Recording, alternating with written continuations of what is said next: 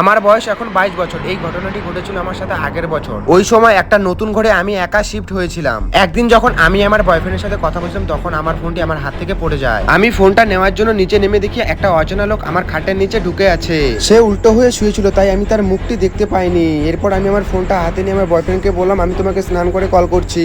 এরপর আমি বাথরুমে গিয়ে শাওয়ার অন করে জানালা দিয়ে বাইরে বেরিয়ে এলাম। এরপর আমি বাইরে বেরিয়ে এসে আমার বয়ফ্রেন্ডকে আর পুলিশকে ইনফর্ম করে দিলাম। এরপর যা হলো সেটা দেখার আগে তুমি যদি তোমার মাকে ভালোবেসে থাকো তাহলে ভিডিওতে লাইক আর চ্যানেলটিকে সাবস্ক্রাইব করে দিবে। এরপর পুলিশরা এসে একটি পাতলা শরীরের লোককে অ্যারেস্ট করে আনে আর তারা বলে লোকটি চাকু নিয়ে বাথরুমের সামনে দাঁড়িয়ে ছিল।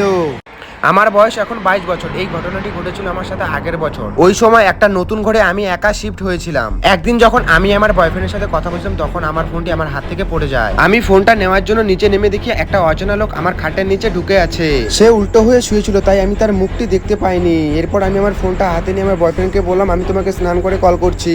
এরপর আমি বাথরুমে গিয়ে শাওয়ার অন করে জানালা দিয়ে বাইরে বেরিয়ে এলাম। এরপর আমি বাইরে বেরিয়ে এসে আমার বয়ফ্রেন্ডকে আর পুলিশকে ইনফর্ম করে দিলাম। এরপর যা হলো সেটা দেখার আগে তুমি যদি তোমার মাকে ভালোবেসে থাকো তাহলে ভিডিওতে লাইক আর চ্যানেলটিকে সাবস্ক্রাইব করে দিবে। এরপর পুলিশরা এসে একটি পাতলা শরীরের লোককে অ্যারেস্ট করে আনে আর তারা বলে লোকটি চাকু নিয়ে বাথরুমের সামনে দাঁড়িয়ে ছিল।